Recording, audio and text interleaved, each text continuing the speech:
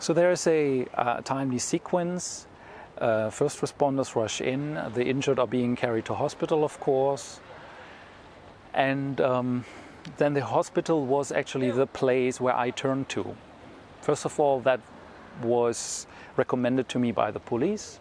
Secondly, that was supposedly a safe place at the time, so there was no indication that anything would happen in a hospital. I mean, if it would have, it's kind of not avoidable.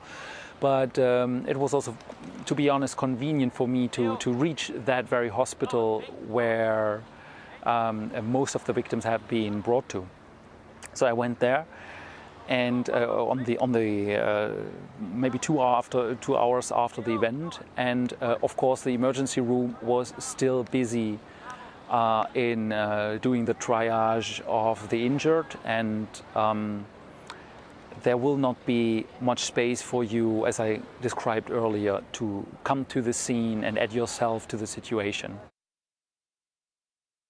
Now, there are a few things you should keep in mind when stabilizing someone who is injured physically. Of course, the physical injury has a priority and is something that will occupy a lot of the resources and the attention of a person. So, of course, you can only work with someone who is sufficiently awake and has sufficient capacity to actually speak and listen to you. I did not talk to any injured person for longer than maybe 15 to maximum of 20 minutes. This is the kind of attention span you can expect. So you have to get to work quite directly after introducing yourself and maybe doing 2 or 3 minutes of just being there a bit, maybe interacting a bit with the relative or parent who is present, so that people can get used to your presence, because you are, very directly in such an extreme situation. You come to their very personal space. So when you feel people got used to you a little bit, you should go to work quite immediately. There is no time for long conversations and small talk.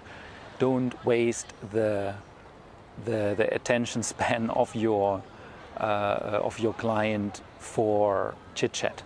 Just don't. Go directly into resource work. This is probably when someone is stable, go directly into that. After, of course, having asked what is the actual current concern.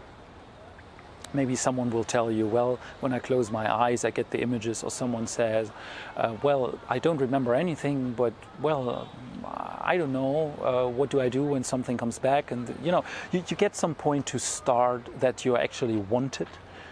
Like in the Barcelona situation, I wanted people to want me there, because you do not want to force yourself on somebody. Like, okay, you probably need me right now. There is enough need there that you can wait for the signals that people tell you through the stuff that they would like to see someone like you, right? So when that is out of the way, you get to the resources. You do not have time for doing the long protocol. You take the shortcuts. You try to find them as quickly as possible. I decided to search for something that was first a resource that was overcoming a challenge, because healing and overcoming that period of life that has been changed because of that event, that is overcoming a challenge, very obviously. And that is more superficial to feeling safe, which was the second resource I always searched for and always found after the first resource. You do resource work according to the standards, so you enforce it. You cannot let people do the butterfly hug. Usually when they have a needle in the arm, they cannot bend the arm, so the butterfly hug doesn't work. So you have to tap on the back of the hands after asking for permission, and then they can, when they do it themselves, they can tap on the legs if they feel that helps them. So you have to modify the method just a little, the small modifications, but you go through the resources quite quickly. Of course, you do not process a trauma there. That is not your qualification. That is not your mission. And it is also not the moment, right? So what you then do is I stabilized like this. And I did the safe method, like when you put images and this whole time that these experiences that were overwhelming you, and you put them in a safe, you lock them up and you throw the safe somewhere far away, right? That method. So the safe method and these two things combined. After that worked, I usually told the client to know that they can use especially the resource methods by themselves now, and instructed them to use the methods, and also instructed the relatives and parents to remind the client to repeat these exercises like 3 times per day or whenever they felt like they needed it. And that was what is possible in 15 minutes. So you can stabilize effectively, you can do the safe method, and with that you can give a person 2 very effective means of dealing with this event on an emotional level. When I came to one of the clients and she said to me, I repeated and I did what you told me and it worked.